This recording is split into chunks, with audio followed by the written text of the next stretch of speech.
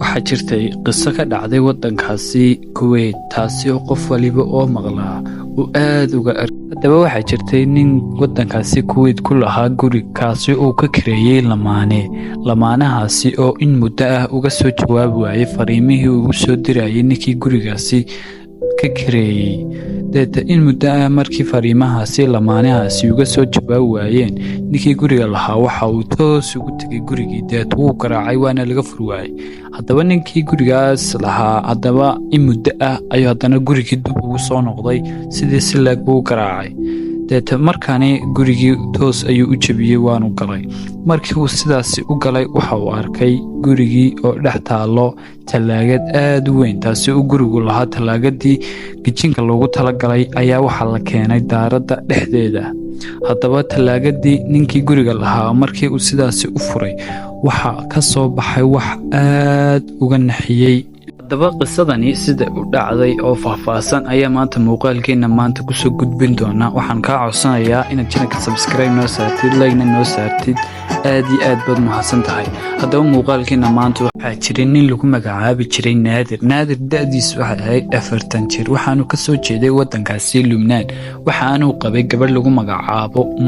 Muna waxay ka soo jeeday waddankaasi Syria haddaba lamaanahan oo isku dhalay 2 carruur waxa ay ku noolaayeen waddankaasi Lubnaan dhexdiisa waliba si nabadgelyo ah haddaba lamaanahan ayaa go'aansaday inay u guuraan waddankaasi Kuwait si ay xaaladooda dhaqaale ee kor ugu ninkii Naadir ahaa waxa uu reerkiisii amba xaafadiisa u soo guuriyay amba uu keenay waddankaasi Kuwait waxaana u kireeyay guri meel ku yaalay fooq ah ninkii Naadir ahaa waxa uu ka shaqo bilaabay mashruuc isaga gooni u ahaa amba business isaga gooni u ah taasi oo ugu dambeyntii ninkii Naadir ahaa xaaladiisa dhaqaale ay aad u fiicnaatay haddaba qoyskani ma ahayn qoys ay isdhex galeen amba ay isbarteen xaafadihii ay jaarka ahaayeen in muddo markii ay ka soo wareegtay taariikhdu markay marisay 2015 ayaa Muna iyo Naadir waxay ahaayeen dad mar waliba shaqeeya oo gurigii ka baxa Muna waxa ay u baahatay qof shaqaale ah oo gurigii uga shaqeeya marka ay maqan yihiin ninkeedii Naadir ayay sheegtay waxay ku tiri waxaan u baahanahay gabadh shaqaale ah oo gurigii igala shaqeysa haddaba way israaceen oo waxay tageen xafiisyada arrimahaasi ka shaqeeya xafiisyada shaqaalaha iyo waxaasi ka shaqeeya waxay keensadeen amba ay ka soo gaxaysteen gabadh ka soo jeeday waddankaasi Philippine oo lagu magacaabi jiray Joanna taasi oo dabeecad aad u wanaagsan haddaba gabadhan Joanna ah waxa ay keeneen gurigii waxaanay kula heshiiyeen in ay u shaqeyso waqti kooban amba saacado kooban lacagta amba kharashka ay ku shaqeynaysana waxay kula heshiiyeen in ay siinayso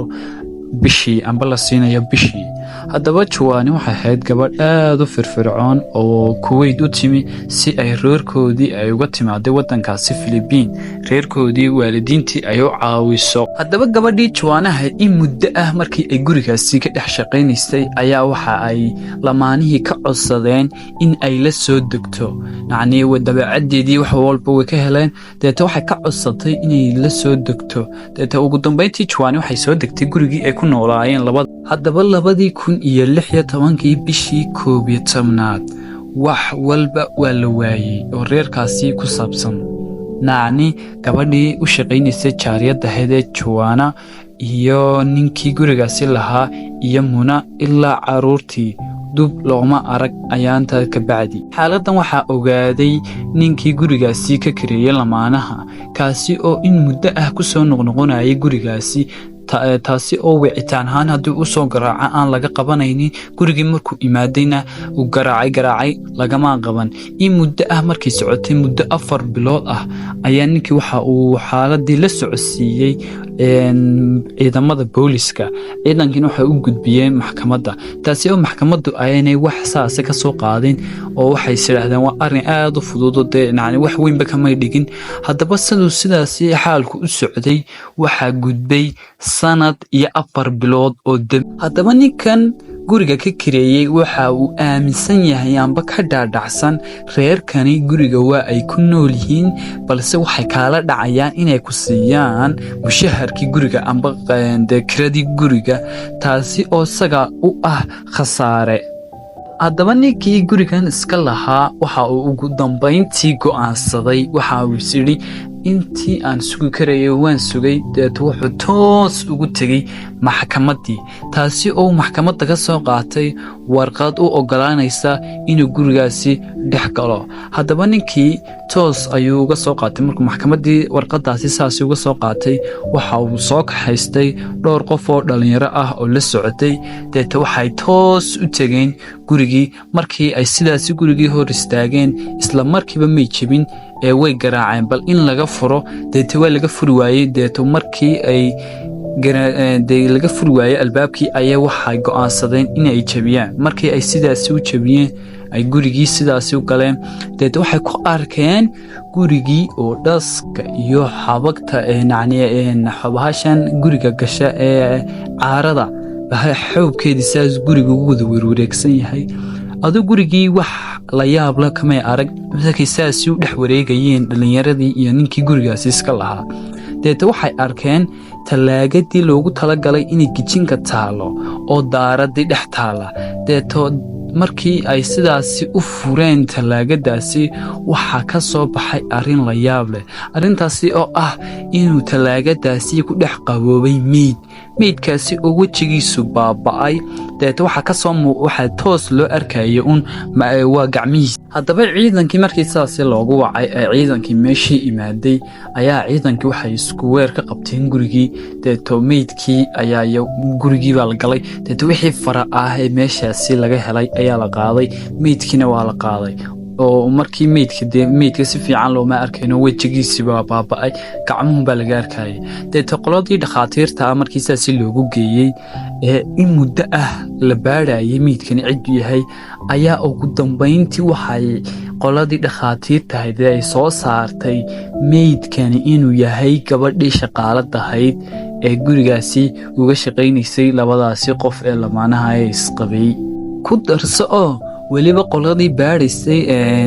meydkaasi juwaana waxay soo saareen in gabadhan juwaani ay u dhimatay nabar madaxa laga jaray kaasi oo nabarka ay u dhimatay in muddo ah markii haddaba si fiican loo sii baadhay meydka ayaa waxa ay qoladii baadhaysay dhakhaatiirtahayd ay sheegeen war dadyoogii meeshaasi ku noolaa ay aad uga yaabeen aadna uga naxeen taasi oo ah meydkani inuu talaagada ku jiray sanad iyo wax ka badan ciidankii waxa ay markiiba ay ka shakiyeen oo ay tuhunkii ugu badnaa ay saareen labadii lamaane ee lagu kala magacaabi jiray naadir iyo muna markii dabagal aad u xeel dheer lagu sameeyey ayaa waxaa la ogaaday in wadankani Kuwait ay ka tageen sanadku markuu ahaa 2016 bishii 11 toddobadeedii meydka xilliga la helayaana waa 2018 halkaa waxaa ka soo baxaysa inuu meydkani sanad iyo bilo uu ku jiray talaagadaasi haddaba su-aasha isweydiinta mudan baa ah halkeebay tegeen labadii lamaane lagu kala magacaabi jiray muna iyo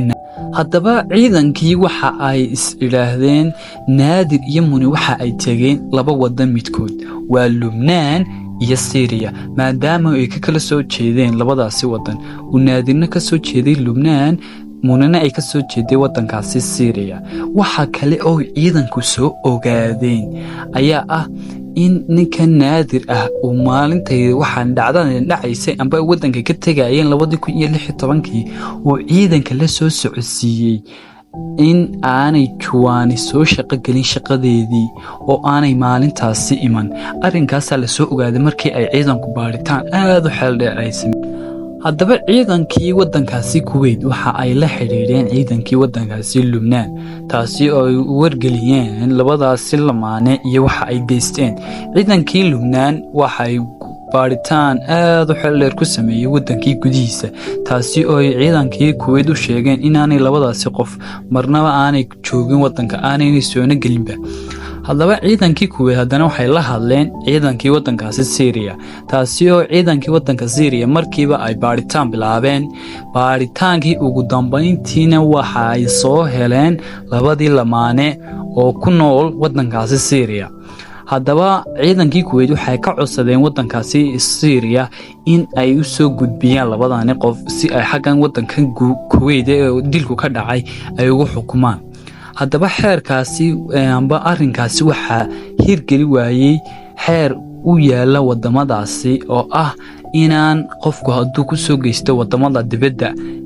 dil amba adugu dee wax ku soo geysto uu wadankiisii dib ugu soo laabto inaan marnaba loo gudbin wadamadaasi uu wax ku soo geystay ee laakiinse lagu dhex xukumo wadanka gudihiisa. haddaba labadii lamaane markii sidaasi loo soo qabtay ayaa ninkii Naadir ahaa waxaa loo gudbiyey wadankii uu ka soo jeeday ee ah Lubnaan halka gabadhii muran ahayna lagu xidhay wadankaasi Syria. haddaba ninkii Naadir waxa uu qirtay wax waliba sida u dhaceen. waxa uu yiri gabadhii Juwaana ahayd ee noo shaqaynaysay waxa ay ku maqan tahay amba dishay gabadha aan qabo ee Muna. sababtay u dishayna wax kala ma ahayn gabadhan Juwaana waxay ahayd gabadh aad u fiican oo aad u degan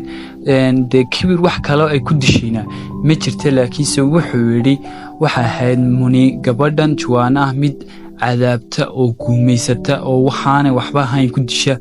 xitaa wuxuu yiri ninka Naadir ahaa Muni waxay ka jartay amba aanay siinin mushaharkeedii ay ku shaqaynaysay waa sida uu hadalka u dhigay yacni muddo badan ayay guumeysay inta ay la joogtayba wuxuu yiri aad bay u guumeysan jirtay. waxa kale oo taasi ku daray ninkii Naadir ahaa wareysigiisii wuxuu yiri anigu dilitaankan la dilay gabadhan Juwaana ay dishay xaaskaygu wax luga totally kuma lihi hal mid oo kaliya mooyaane taasi oo aan ka caawiyay yiri Muna in aan meydkeeda soo qaaday Juwaana oo aan ku dhex riday talaagada. wareysigaasi markuu halkaasi ku soo xidhmay ciidankii